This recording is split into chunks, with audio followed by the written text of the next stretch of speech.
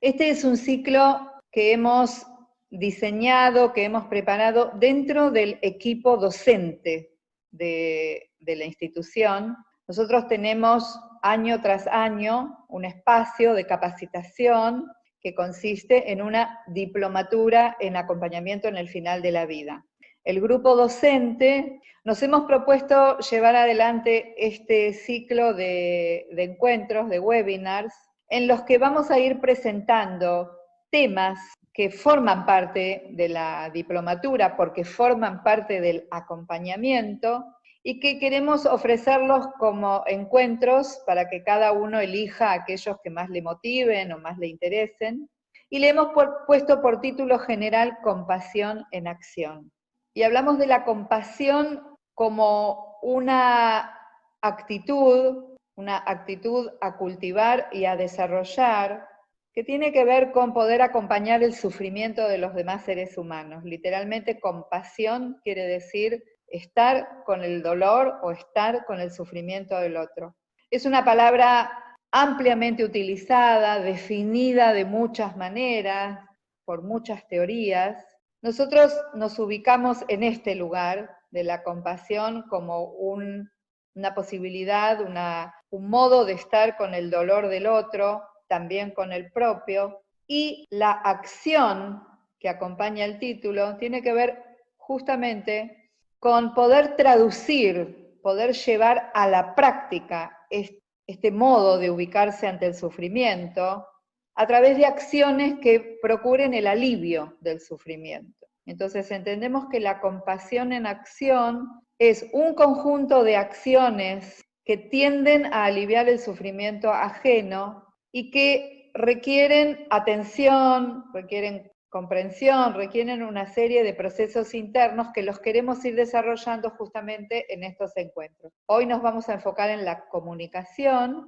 En el próximo webinar vamos a hablar sobre la familia y así vamos a ir presentando en cada uno distintos temas. Lo presentamos con la idea de que esto resulte práctico, que ustedes se lleven de este encuentro recursos para la vida cotidiana, ya sea para la tarea asistencial, si es que la realizan, para la convivencia con sus familias, sus seres queridos. Queremos que esto sea realmente practicable. Esta es la idea y esta es la intención de estos webinars. Así que esta es un poco la presentación del ciclo completo. Le voy a pasar el micrófono a Claudia, porque ella va a desarrollar uno de los temas fundamentales en el camino hacia la acción compasiva. Si el encuentro de hoy se va a centrar en la comunicación, todos muchas veces hemos asistido a explicaciones acerca de la comunicación, emisor, receptor, etcétera, etcétera, que por supuesto son importantes para comprender acerca de qué se trata la comunicación, pero hoy nos vamos a centrar en un tipo de comunicación especial, que es la comunicación empática. Entonces, antes de entrar de lleno en el tema comunicación empática, queremos explicitar un poco qué entendemos nosotros por empatía. La palabra empatía es como que está sonando mucho, ¿no? En estos tiempos, porque una persona empática, la comunicación empática, tal persona poco empática, me atendió y nada, no fue capaz de solucionarme el trámite. Por eso se nos hizo claro que había como que explicitar un poco qué se entiende por empatía. Aunque parezca mentira, el término empatía no existe desde siempre en los distintos idiomas. De hecho, está muy claramente registrado que fue a comienzos de 1900 que empezó a aparecer esta palabra en los diccionarios. Y la palabra tiene un origen, como casi todas las palabras que utilizamos, en Grecia. La palabra original del griego es empateia, que quiere decir dentro, sentir dentro o sentir en.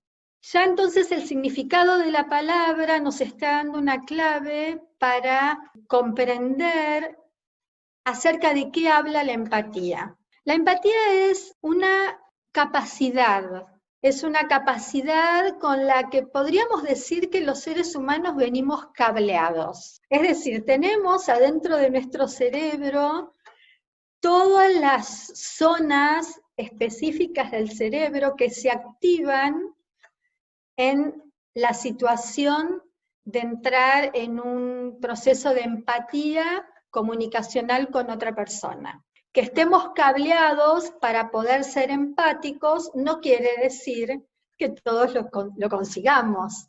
¿Por qué? Porque es algo que debemos cultivar, algo que debemos practicar. Porque la empatía se trata de esa capacidad de percibir, compartir o inferir, si queremos, los sentimientos, las emociones, los pensamientos del otro. Y como actitud que puede ser desarrollada, esto quiere decir que podemos comenzar con los niños desde pequeños a educarlos en la empatía. De hecho, hasta los 2 años aproximadamente los niños pueden percibir las emociones, los sentimientos. Es bien comentado esto de que cuando un niñito llora en la nursery, todos se ponen a llorar como un reflejo, porque tenemos estas neuronas en el cerebro que son las neuronas espejo, que nos permiten entrar en resonancia. Recién es a partir de los 2 años que el niño puede empezar a reaccionar acercándose al otro, consolándolo, acompañándolo, abrazándolo, ¿no? Es decir, que tenemos la capacidad y tenemos que desarrollarla. ¿Por qué? Porque la empatía abarca diferentes aspectos. Hay un primer momento de la empatía que es la puramente cognitiva. Es mediante nuestros sentidos, nuestra escucha, nuestros ojos, podemos percibir aquello que el otro nos está diciendo, podemos percibir su comunicación no verbal, sus gestos, y ahí nos quedamos, ¿sí?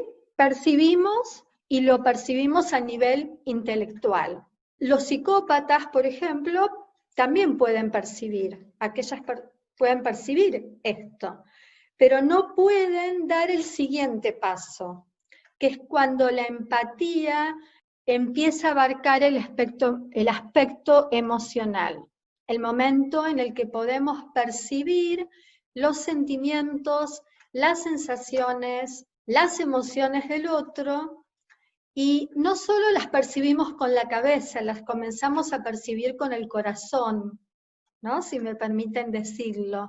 Empezamos a resonar con esa emocionalidad del otro, al cual necesitamos percibir como un otro similar a nosotros. Tenemos que primero poder darle esa entidad de ser semejante a nosotros, alguien con un mundo interno, así como nosotros tenemos el propio, y nos disponemos a captar ese mundo interno, sin que necesariamente el otro lo haya desarrollado de forma explícita. No necesariamente el otro tiene que relatarnos, tiene que describir cada una de sus emociones, cada uno de sus recuerdos, para que nosotros podamos percibir lo que esa persona está sintiendo, ya sea dolor, alegría, tristeza, la emoción que fuere. Tampoco quiere decir que nosotros vamos a compartir con aquel al cual estamos prestando toda nuestra presencia, nuestra escucha. No necesariamente vamos a compartir ni su sistema de valores, ni su sistema de creencias, ni los razonamientos que lo llevaron a decidir actuar de la manera en que actuó o a reaccionar de la manera en que reaccionó frente a un recuerdo o a un suceso.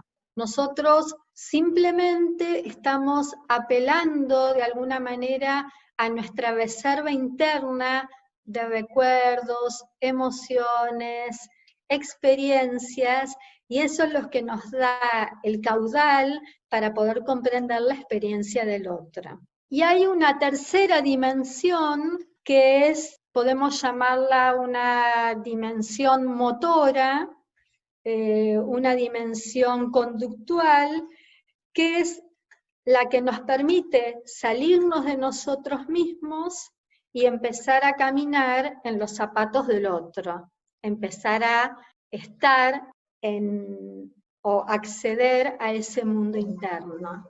Hay de hecho una empatía puramente motora, que es aquella por la cual a veces empezamos como a identificarnos y a realizar los movimientos que hace el otro sonríe, nosotros sonreímos, el otro usa una entonación, nosotros adquirimos el mismo tono de voz, ese es como un tema aparte, ¿no? Pero también existe esta dimensión de la empatía, así como existe otra dimensión de la empatía que es la social, que es esta capacidad de poder percibir el mundo desde una cosmovisión diferente de la nuestra. Y eso, por ejemplo, nos permite comprender las costumbres, los rituales que tienen en otras culturas sin necesariamente nosotros haber tenido la experiencia o compartir el mismo sistema de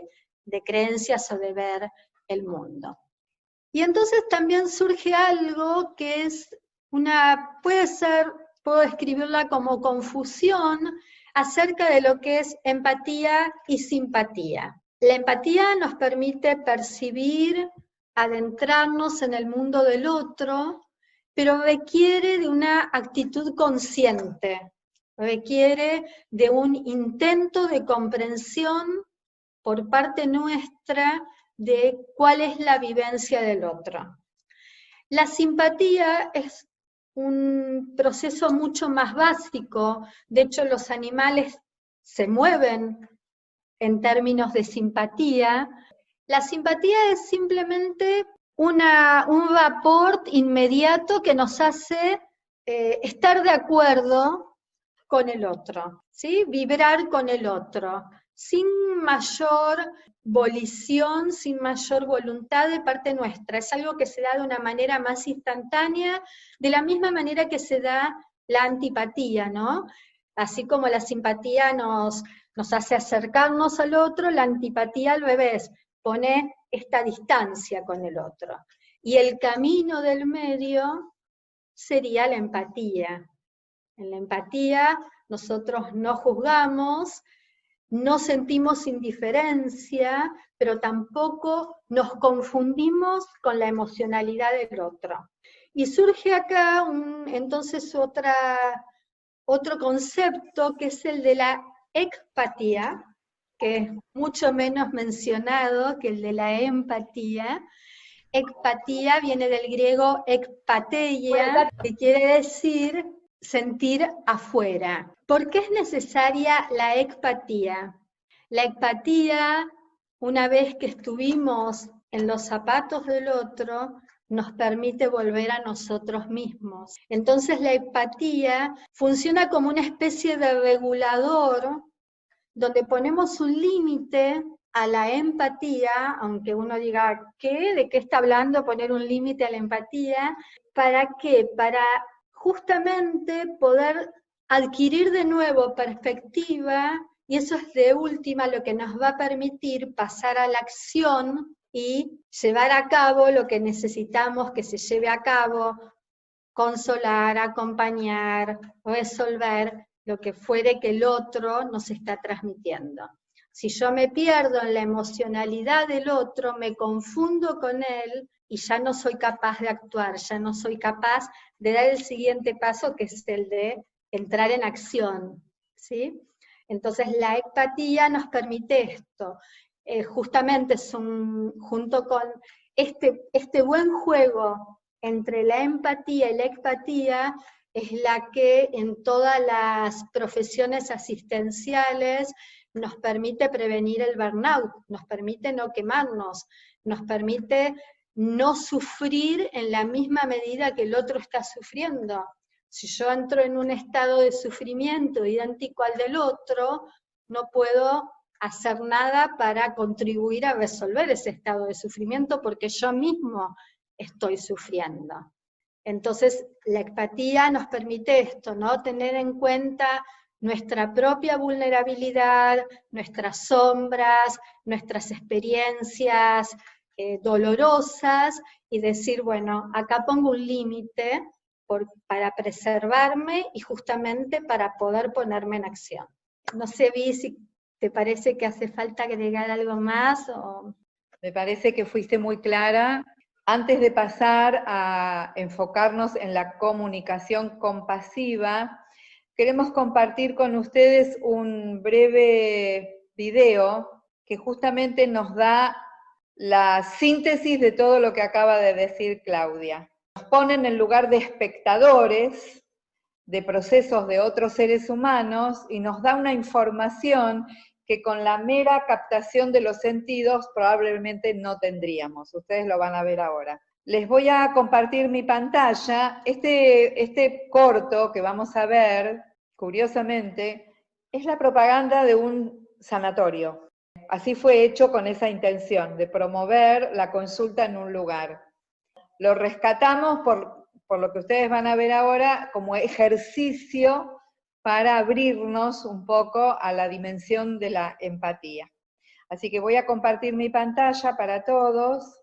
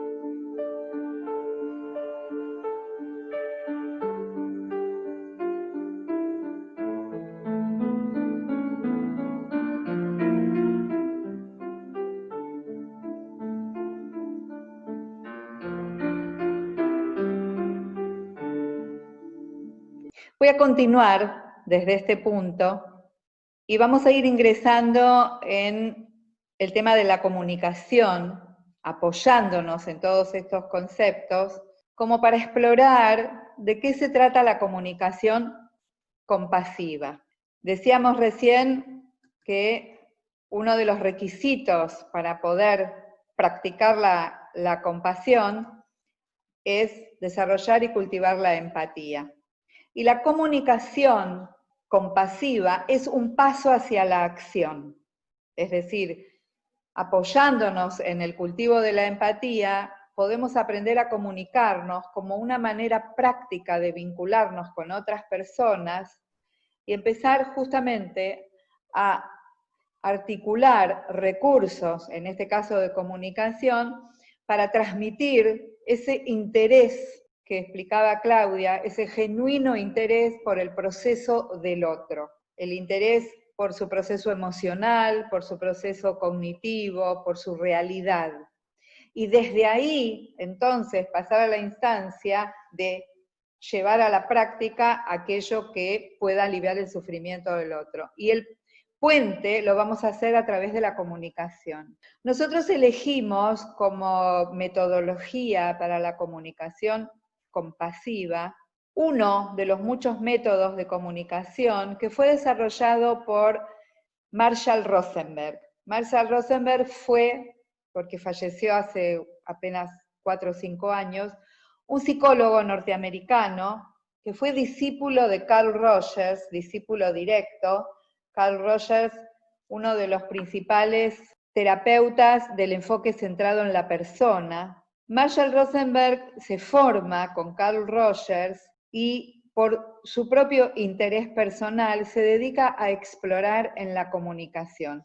Es como si él se hubiera propuesto, se hubiera hecho la pregunta, ¿cómo podemos desarrollar una comunicación centrada en la persona que además transmita este valor de la compasión, este interés por aliviar el proceso del otro? Y Marshall diseñó una metodología que la volcó luego en un libro que se llama comunicación no violenta o comunicación compasiva. El movimiento de la no violencia fue conocido en el mundo, liderado por Gandhi. Y de ahí, más allá del movimiento político que desarrolla Gandhi en la India, se sacaron algunos de los principios guía para la comunicación no violenta en cualquier contexto humano, familiar, terapéutico, social, pedagógico inclusive. ¿Qué es lo que propone Marshall Rosenberg? Lo quiero ir detallando para poder presentarles el esquema, si bien, obviamente, por ser un esquema, puede que no aplique en todos los casos con los que nos encontremos, pero podemos captar algunos de los principios guía que nos van a orientar la comunicación e incluso ayudarnos a tomar conciencia en relación a cómo nos estamos comunicando. Muchas veces creemos que estamos teniendo una comunicación compasiva y no es así. Entonces Marshall nos ayuda a distinguir de un modo impecable por dónde pasa el camino, el método de la comunicación compasiva. Marshall Rosenberg plantea momentos o fases de la comunicación, y la primera, que considera fundamental, es la capacidad de observar. La observación, él la describe como la posibilidad de captar lo que estoy percibiendo como si lo estuviera captando con una cámara de video, como si yo lo estuviera filmando. Es decir, es una capacidad descriptiva. La observación me permite describir lo que estoy percibiendo, lo que estoy captando, con el cuidado de las palabras que voy a utilizar para que realmente sea una descripción y no un juicio o una interpretación. Muchas veces no prestamos tanta atención a cómo describimos lo que vemos, pero si nos detenemos a observar, y esta es la idea, vamos a ver que podemos elegir cómo hacerle saber a otro lo que estamos observando para iniciar una comunicación compasiva sin emitir juicio ni interpretación. Entonces, no es lo mismo decirle a alguien, por ejemplo, te estoy observando, veo que estás agitando los brazos, que tenés la cabeza inclinada hacia adelante, que estás murmurando o hablando en voz baja, no es lo mismo que directamente hacer un juicio sobre estás triste, te veo triste. Eso ya es una lectura basada en una supuesta interpretación del mundo emocional del otro. Por supuesto que lo hacemos, y también es verdad que a veces tenemos razón cuando le decimos a alguien te veo triste y la persona nos puede decir sí, tenés razón, estoy triste. Entonces no es que haya error asegurado. Lo que propone Marshall Rosenberg es que podemos asegurarnos de no cometer ese error y practicar un modelo neutro en relación a la observación.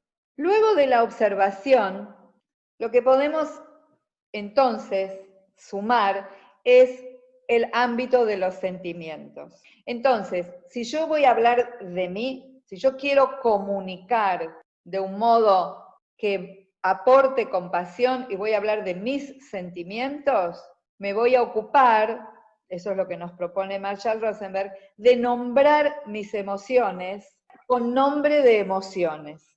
Voy a decir, siento esto. Siento enojo, siento tristeza, siento abatimiento, siento alegría, siento entusiasmo. Son nombres de emociones. Uno de los errores más frecuentes que cometemos en esta instancia es agregar una palabra muy chiquitita y que modifica el destino de nuestra comunicación, que es la palabra que. Siento que. Cuando decimos siento que, lo que sigue pocas veces es un sentimiento. Lo que sigue muchas veces es una afirmación en primera persona o en segunda persona, siento que yo o siento que vos, y con ese que desarmamos lo que habíamos empezado con la palabra siento. Entonces, yo siento que vos me agredís, no es un sentimiento, es un atribuirle al otro una intención de agredirnos. Eso no es una comunicación compasiva. Siento dolor, siento pena cuando me gritás, es una comunicación en donde yo doy testimonio de mis sentimientos. Si lo que me interesa saber es lo que el otro siente, se lo voy a preguntar, no voy a inferir. Voy a dar por sentado que el que puede poner en palabras los sentimientos es el otro. Y si lo que escucho es, siento que, voy a saber que no me está comunicando un sentir, sino que me está haciendo saber o una opinión, o un juicio, o una interpretación. Esto es como para que empecemos a prestar atención a esta manera de formular habitual, no compasiva en nuestra comunicación. El siguiente paso que Marshall Rosenberg nos propone es que aprendamos a hablar y aprendamos a nombrar las necesidades que viven dentro nuestro. Esto es como un camino de práctica y de toma de conciencia. ¿Cuáles son nuestras necesidades? ¿Cuáles son las necesidades de los otros? Acá también solemos cometer el error de dar por sentado que sabemos lo que el otro necesita y nos salteamos muchas veces la pregunta, ¿qué necesitas? Supongamos que pudimos observar, pudimos practicar esta observación neutral que nos propone Marshall Rosenberg. Supongamos que pudimos preguntarle a la otra persona y nos pudo expresar sus sentimientos, con las palabras que nombran sentimientos. En el libro de Marshall Rosenberg hay un capítulo con un listado inmenso de sentimientos. Supongamos que escuchamos, siento tristeza, siento dolor, siento pena, siento miedo. Y lo siguiente que le vamos a preguntar, si queremos seguir este modelo, es, ¿qué necesitas? ¿Qué puedo hacer por vos que colabore con tus necesidades? Este sería digamos, el punto al cual llegamos y vamos recorriendo todas estas etapas, en donde realmente podemos expresar la compasión, porque no le quitamos en ningún momento a la otra persona el poder de nombrar lo que siente, y menos que menos, el poder de expresar sus necesidades. Este camino es un camino a practicar, es un camino que nos va a llevar a descubrir muchas veces errores que solemos cometer con la mejor de las intenciones, no está puesta en duda en ningún momento la intención, pero que le quitan eficacia a nuestra comunicación. Marshall Rosenberg dice que cuando, pone el ejemplo, cuando estamos enojados con alguien y queremos hacerle saber el enojo, que estamos enojados, y en lugar de decirle lo que yo siento es enojo, lo acusamos de habernos hecho daño, lo más probable es que la otra persona se defienda y nos ataque a nosotros. Y empieza una rueda espiralada que puede terminar en un nivel de conflicto importante por no haber sabido reconocer las necesidades insatisfechas de ambos lados. Y un cuarto punto, en este viaje que nos propone Marshall Rosenberg, una vez que pudimos expresar la necesidad, es pedir u ofrecer, según de qué lado estemos de la comunicación.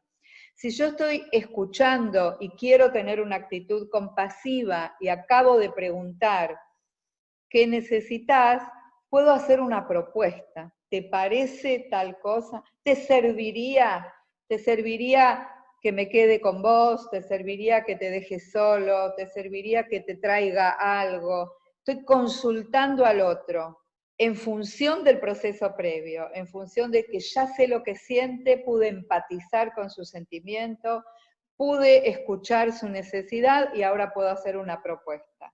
Si soy yo la que está expresando, estoy pudiendo nombrar mis emociones y puedo, además, detectar cuáles son mis necesidades insatisfechas, puedo pedir lo que necesito.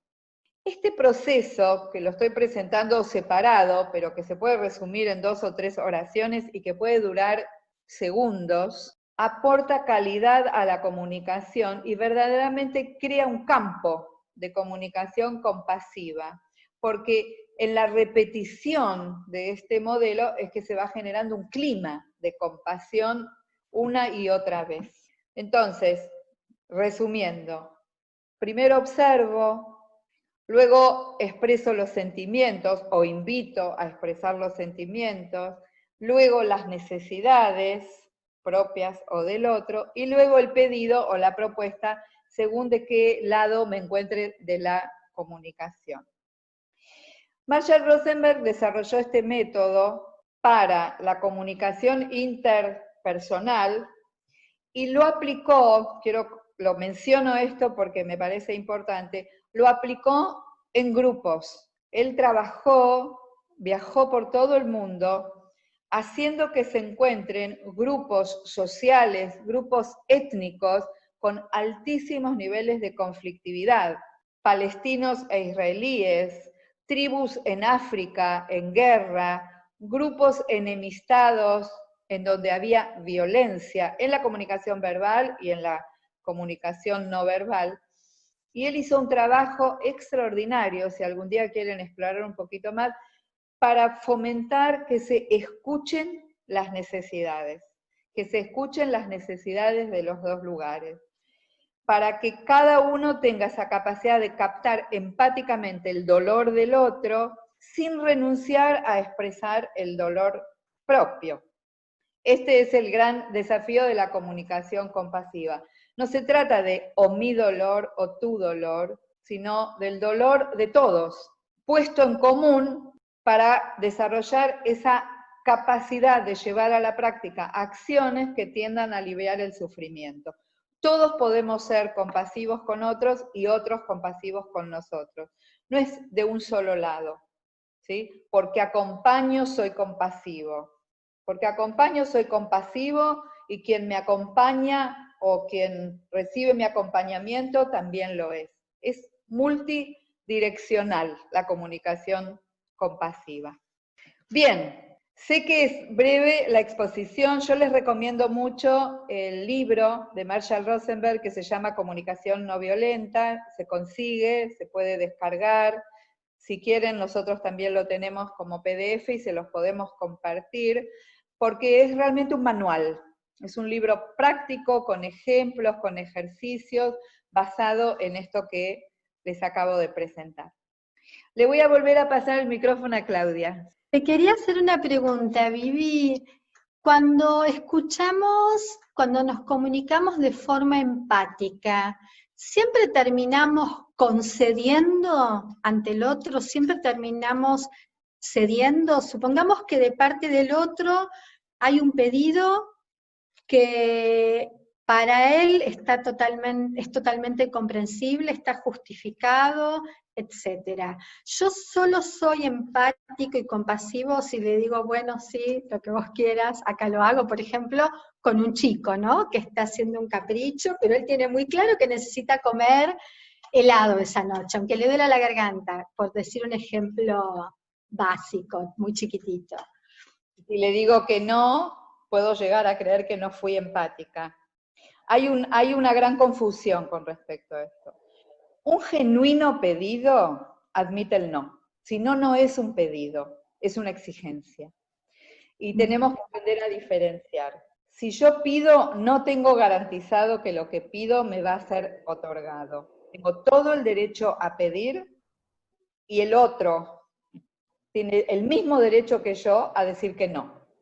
Eso no quiere decir que mi pedido sea equivocado, que no corresponda. Lo que eso quiere decir es que lo que yo estoy pidiendo, el otro no lo tiene. No lo tiene, no quiere, no puede, etc.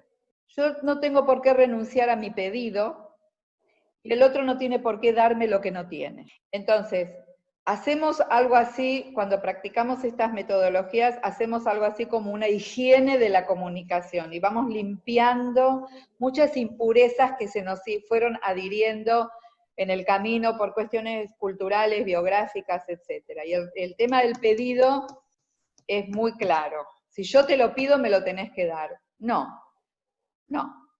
Vos pedime cualquier cosa. Mientras yo te pueda decir que no, no ahora, no quiero, no, ambos somos libres. Uno de pedir y otro de decir que no. Sí. Perfecto. El otro día leí una frase que me gustó mucho, que tenía que ver con esto de la comunicación y decía que tenemos mucho para aprender de la música. En la música nunca hay un solo relato, siempre hay un contrapunto. Claro. Y ahí es donde surge la música. Me acordaba por esto que decías de Marshall Rosenberg, ¿no? Actuando como mediador o como facilitador de la comunicación entre grupos con visiones totalmente opuestas y con posiciones muy encontradas.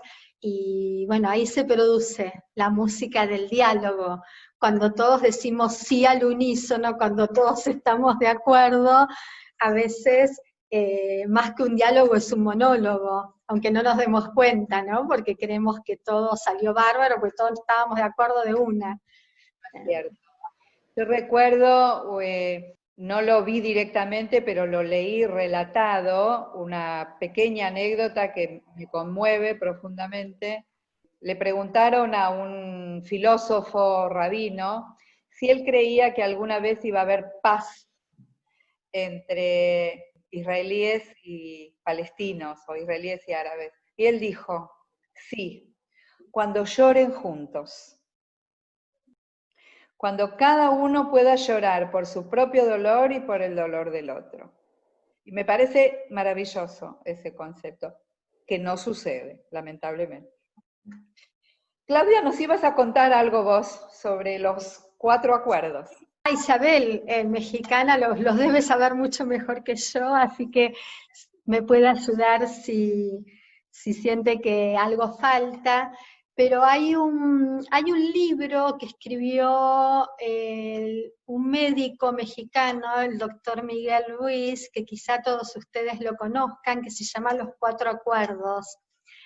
En ese libro él plantea 4 premisas o 4 acuerdos que podemos hacer con nosotros mismos que contribuyen en este camino de la comunicación compasiva de llevar a buen término los diálogos, el encuentro entre las personas. Y estos 4 acuerdos son muy sencillos. Yo tenía un amigo que los tenía escritos y los tenía pegados en la cocina. Uno en la heladera, otro en la puerta, y me encantó la forma que él tenía para recordárselos a sí mismo, ¿no? Y el primero de estos acuerdos están basados en la sabiduría tolteca, que es una cultura precolombina que vivió en el sur de México. Y el doctor Ruiz rescata elementos de esta sabiduría. Y el primero de los acuerdos es: sé impecable con las palabras. Ahí es donde nos invita con mucha conciencia, creo yo, a ser muy cuidadosos con lo que decimos, cómo lo decimos, el tono, el ver qué estamos retransmitiendo, ¿no? En esta época de cadenas, y te reenvío el WhatsApp, ¿a qué estoy contribuyendo con mis palabras? ¿A un encuentro humano, fructífero, constructivo, amoroso, amable, o a lo contrario? Entonces esta impecabilidad de las palabras me pareció así, ¡boom!, un golpe directo al corazón cuando lo leí por primera vez. El segundo de ellos es: no te tomes nada personalmente, y esto tiene que ver con cuántas veces creemos que el otro está diciendo algo a propósito para causarnos dolor o con una motivación, y no nos damos cuenta que lo que el otro está expresando tiene que ver con su propio mundo interno, y que no necesariamente somos nosotros el centro de su existencia. Creo, Vi, que vos lo contaste una vez, ¿no? Si mi esposa dice, sos un idiota, yo me lo tomo personalmente, o mi esposo, ¿no? Pienso en, claro, mi historia, todo lo que lo lleva a decirme eso. Si en cambio yo paso por la puerta de un negocio y el tipo sale y me dice, sos un idiota, yo digo, este tipo está loco, y sigo caminando sin enroscarme con lo que acaba de decir. Entonces, el no tomarnos las cosas en forma personal muchas veces nos puede ayudar a no reaccionar, a mantener como esta conciencia en la escucha, y en pensar, justamente como decía Vi, que el otro nos está transmitiendo una necesidad o algo en eso que está diciendo. Y esto se engancha con el tercero, que es: no hagas suposiciones. Como decía Viviana, repreguntar se vuelve fundamental. ¿Estás enojado? ¿Por qué me estás diciendo esto? ¿Te sucedió algo? Puede ser mucho más fructífero y productivo que hacer la suposición de que el otro nos está agrediendo, nos está intentando provocar o algo similar. No hacer suposiciones también tiene que ver, me parece, y no sé si estás de acuerdo, con una enseñanza que podemos tener desde niños, que realmente se deja a un lado, que es esta, la de ponerle un nombre claro a las emociones, porque entonces también podemos no hacer suposiciones sobre nosotros mismos y tener más claridad con cuáles son los sentimientos que tenemos, poder ir sacando las cáscaras de la cebolla, ¿no? Pero la primera me hace pensar que estoy enojado, y si buceo un poco me doy cuenta que en realidad estoy dolorido por algo, ¿no? Y me tocaron la herida. Entonces, el no hacer suposiciones sobre los otros y sobre nosotros mismos contribuye en el buen diálogo, en una comunicación que realmente conduzca a algo mejor para los dos que están comunicándose. Y el último es: haz siempre lo mejor que puedas. Y en el caso de la comunicación, creo que ese hacer lo mejor que puedas es eso, ¿no? Poner la mayor conciencia en la escucha. Y que ese haz lo mejor que puedas puede no ser igual el día de hoy que el día de mañana. El día que yo estoy con un problema personal, un problema en el trabajo, claramente no estoy en la misma disposición de escucha que el día que vino desde la mañana transitando todo por el camino más feliz posible. Entonces, el día que yo percibo en mí que estoy limitado porque me duele la cabeza, puedo aclararlo, puedo avisarle a mi marido, puedo avisarle a mis hijos, hoy por favor no me pidan que haga la comida porque hoy no estoy en condiciones, o hoy mi amor no me cuentes este problema porque estoy con otras cosas en la cabeza y no te voy a poder escuchar bien, hablemoslo mañana cuando esté descansada, como que eso me parece también que puede contribuir, ¿no? Estar atentos a qué es lo mejor que podemos hacer en cada momento.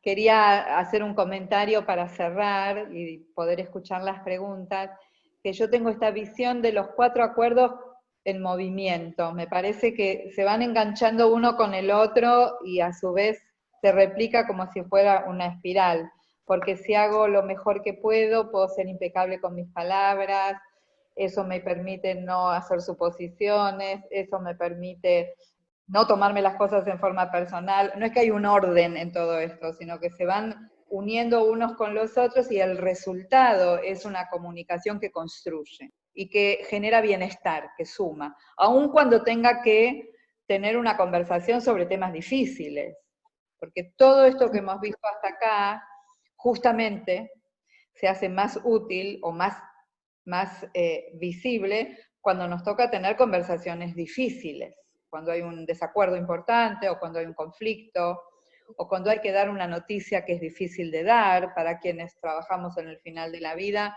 este es uno de los escenarios que nos tocan vivir, cómo transmitimos, cómo nos colocamos de un modo que el otro reciba la comunicación y no salga dañado de ese espacio, salga fortalecido.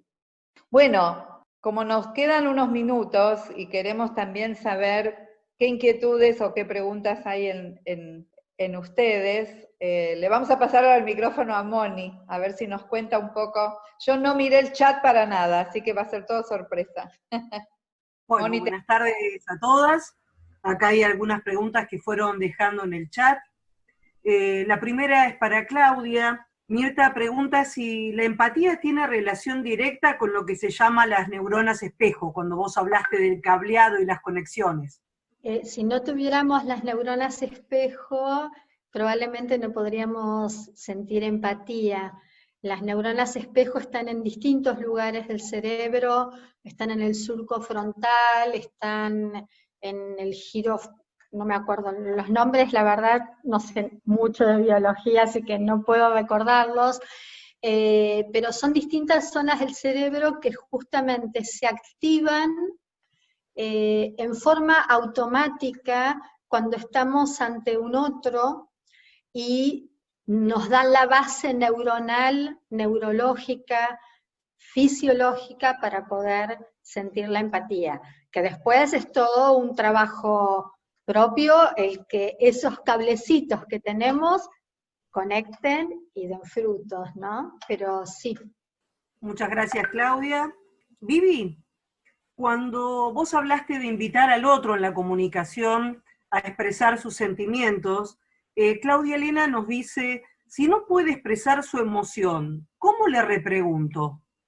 primero habría que ver qué quiere decir que no puede expresar la emoción. Si no le puede poner palabras, pero es consciente de que está viviendo un proceso emocional, solo que no encuentra las palabras, pero lo puede evidenciar con la comunicación no verbal. Ese va a ser un escenario, y otro escenario es cuando le pregunto a alguien qué está sintiendo y no puede acceder a ese lugar. Entonces son escenarios diferentes.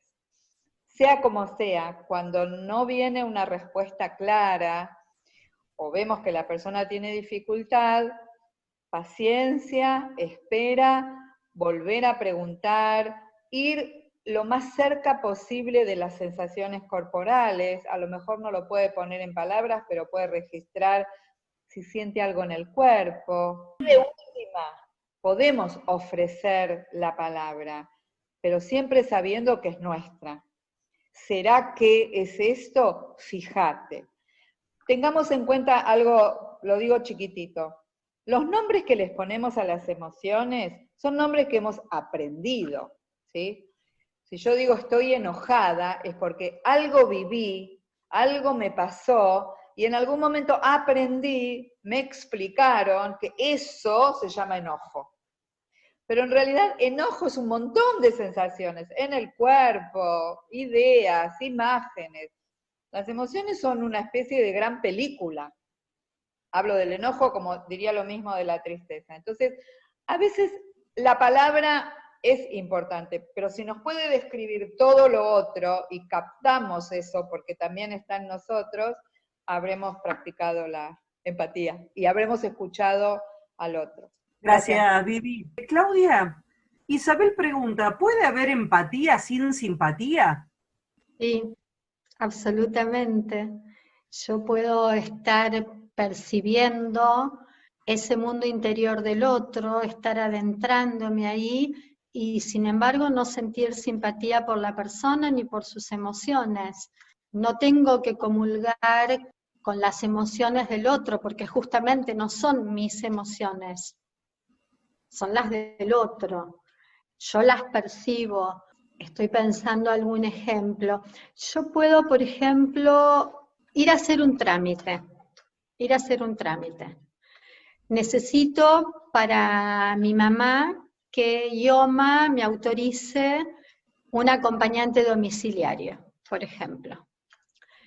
Y puedo ser atendido por alguien que no siente ninguna simpatía por mí. O sea, me mira y dice, esta mujer, no dice, ay, qué amorosa esta señora que viene a hacer el trámite. Dice, acá hay alguien que viene a hacer un trámite.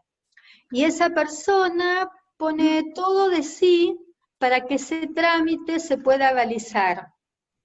Y en ningún momento yo percibir que la persona me sonrió, que me dijo, ay, pobrecita, sí, voy a hacer todo lo posible para que su mamá reciba el acompañante. Y yo puedo irme con toda la sensación de que esa persona no fue empática conmigo. ¿Por qué? Porque no fue simpática, pero no es lo mismo. La simpatía es algo mucho, donde no hace falta hacer un esfuerzo personal, ¿sí? Alguien me cae simpático y yo a veces ni siquiera puedo explicar por qué esa persona me cayó simpática. En la empatía yo necesito poner una voluntad de comprenderlo. Al que es simpático entro en resonancia instantáneamente, sin esfuerzo, ni del otro ni mío. En la empatía yo tengo que ponerme a hacer un trabajo consciente de aprehensión de ese mundo interno del otro. Gracias, Claudia. Vivi, Claudia Elena nos pregunta, ¿cómo evitar con los niños transferir nuestra emocionalidad en ese acto de poner en palabras sus emociones? ¿Cómo evitar transferir? Una palabra interesante. Yo haría una distinción entre nombrar lo que sentimos sabiendo que nos estamos presentando ante esos niños, nuestros hijos, nuestros alumnos, nuestra familia, haciéndonos responsables de nuestro propio sentir. Porque transferir, a ver si capto bien, quiere decir trasladar al otro, cargar al otro con nuestra propia emocionalidad. Eso no es recomendable porque no estoy pudiendo distinguir el límite de mi individualidad ni de la del otro.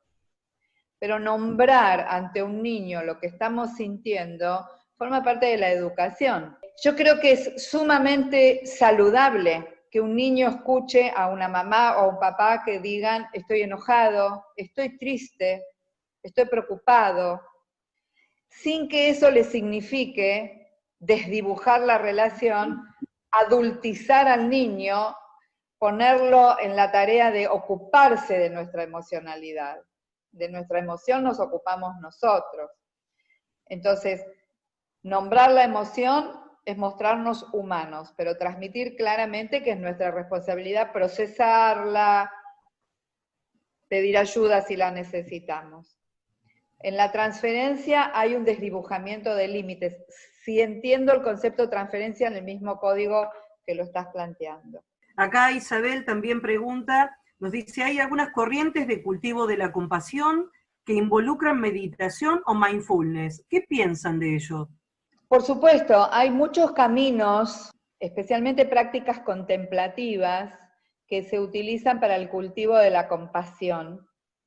Porque las prácticas contemplativas como mindfulness, distintos tipos de meditación, lo que estarían activando son aspectos nuestros, incluso áreas del cerebro, esto últimamente se está investigando con bastante profundidad, aspectos nuestros que nos permiten esa especie de compás de espera mínimo, esa mínima distancia que reconoce al otro como otro y desde donde podemos ir al encuentro desde la comunicación y desde la acción compasiva.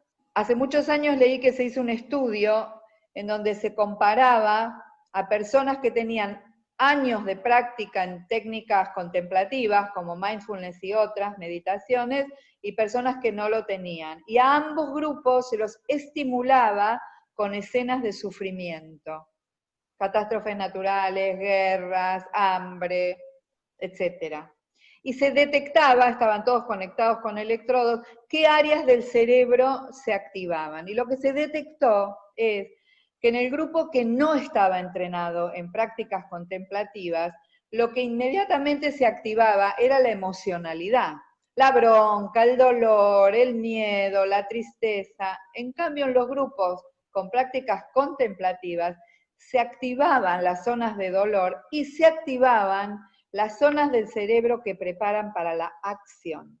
Esto quiere decir que esas prácticas lo que generan, dicho más sencillo, es siento dolor e inmediatamente aparece la intención de aliviarlo.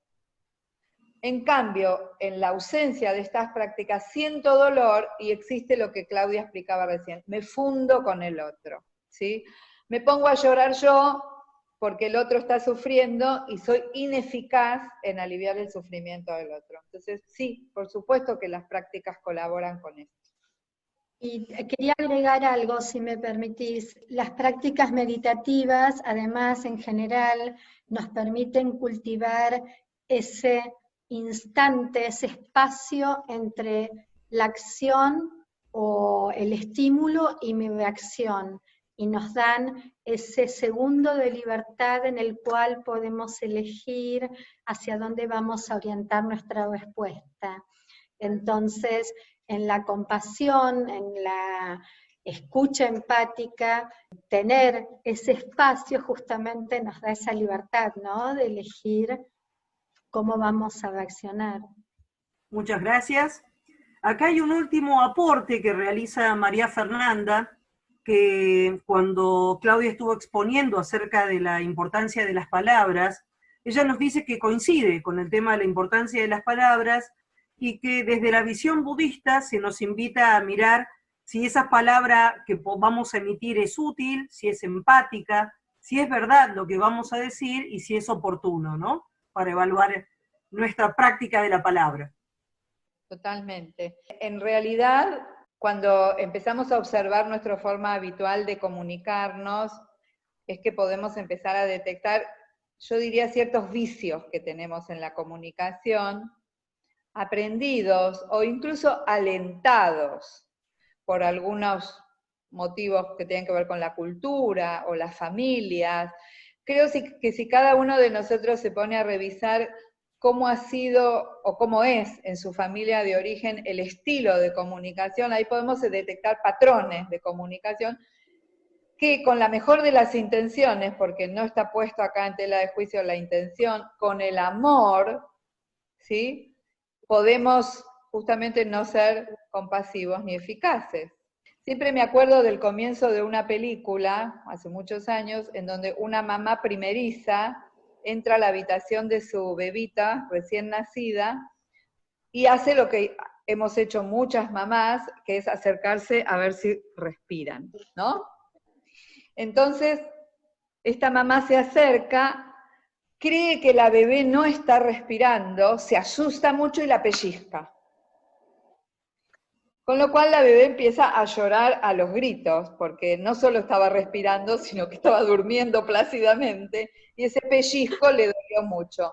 Cuando la mamá escucha ese llanto, dice, ahora estoy tranquila, ¿sí? Porque comprobó que ese bebé respiraba. Entonces, esta escena, digamos que es casi graciosa, pero que muchas veces en este querer quedarse uno tranquilo o creer que está dejando tranquilo al otro, comete todos estos errores que implican incluso maltrato en la comunicación. ¿Te puedo pedir, Vi, que cuentes esa anécdota hermosa creo que de Erickson y sus hijos? Yo no sé si ustedes conocen a Milton Erickson. Milton Erickson fue, porque falleció, un terapeuta que desarrolló un propio camino de hipnosis que se conoce como hipnosis ericksoniana, que no es la hipnosis tradicional de esa que vemos en las películas, de las personas que las obligan a hacer cosas, etcétera, sino que es una técnica que se utiliza para modificar un poco el estado de conciencia e introducir cambios a nivel terapéutico. Y este hombre tuvo 8 hijos varones, y uno de sus hijos escribió un libro en donde cuenta, es un libro autobiográfico, en donde cuenta cómo era ser hijo de Milton Erickson. Milton Erickson estaba en silla de ruedas porque había tenido polio, y este joven cuenta que cuando ellos vivían, de chicos vivían en una casa que tenía un gran fondo y árboles, 8 varones, vivían trepándose a los árboles, cayéndose de los árboles, lastimándose más o menos día por medio. Si no era la rodilla era el brazo, si no era el brazo era la cabeza. Y cada vez que alguno de ellos se lastimaba y venía llorando, él, el papá, los abrazaba y les decía, duele, hijo, duele, duele. Y se quedaba reconociendo el dolor. No le decía, bueno, ya va a pasar, bueno, no llores, bueno, ya está, bueno, vení, vamos a comprar un helado. Bueno, no hacía nada de eso, no los distraía, no los intentaba calmar artificialmente, se quedaba todo el tiempo que era necesario reconociendo el dolor. Duele. Sí. Gracias, Clau, me hiciste acordar. ¿Algo más, Moni, tenemos por ahí? No, nada más. Hasta aquí las preguntas. ¿Hay alguien que quiera hacer alguna pregunta antes de despedirnos, de cerrar? ¿Alguien que se haya quedado con las ganas de preguntar algo? Esta es una pregunta para Claudia, que en un inicio, cuando hablaba de la comunicación, dijo que los psicópatas, por ejemplo, no tienen esta capacidad de empatizar, es decir, hay algo fisiológico o anatómico de carencia de células espejo o neuronas espejo en los psicópatas que no pueden empatizar, como mencionaste. Mira, claramente no, la psicopatología no es mi especialidad. Por lo que tengo entendido, los psicópatas pueden sentir o empatizar en este primer nivel de la empatía, que es la cognitiva, pero al no poder empatizar con la parte emocional, lo que sí pueden hacer es manipular, aprovecharse, causar dolor justamente porque tienen esa percepción. Lo que no pueden hacer son los pasos siguientes, que es vibrar con la emocionalidad del otro, resonar y comprender activamente qué es lo que le sucede al otro. Conocen lo que le sucede al otro, pero no lo comprenden. Pero lo que sí se sabe es que cuando hay daños en zonas del cerebro que tienen que ver con las células espejo, las neuronas espejo, perdón, justamente se pierden habilidades y capacidades empáticas, ¿sí? Si yo ya no puedo, si no se activa en mi cerebro esa zona, y estamos hablando simplemente de lo fisiológico, ¿no? Por supuesto que también se puede hablar de una empatía espiritual, pero bueno, ahí ya nos estaríamos metiendo en todo otro tema de de conversación. Pero sí, cuando se producen daños en el cerebro a nivel de las zonas donde se encuentran las neuronas espejo, ya no es posible acceder a los niveles más profundos de empatía. Yo no sé qué les sucede a los psicópatas si ya no tienen de por sí esas zonas o no han cableado o han... la verdad es que no sabría decirte, Kimi. Estaría hablando de lo que no sé. Solamente te puedo comentar aquello que sí leí. Gracias. De nada. Bueno, hemos llegado al final de este encuentro. Nos vamos a despedir con el deseo de que les haya resultado útil y esperamos verlos en los próximos encuentros, como les anticipé, en 15 días de hoy, en este mismo horario y en este mismo formato. Vamos a hablar sobre la familia, uno de los grandes temas que nos toca acompañar y donde la compasión no solamente se va a expresar en nuestro modo de acompañar, sino en el modo como se acompañan entre sí los miembros de una familia. Ahí nos toca transmitir recursos, de alguna manera alentar a practicar la compasión para el bienestar de todos, porque partimos de que en las familias hay sufrimiento en todos. Bueno, muchísimas gracias. Gracias, Clau. Gracias a vos y gracias a todas por haberme permitido estar acá hoy. Bien, gracias, Moni, por tu ayuda siempre. Gracias a... Gracias. Gracias. Gracias.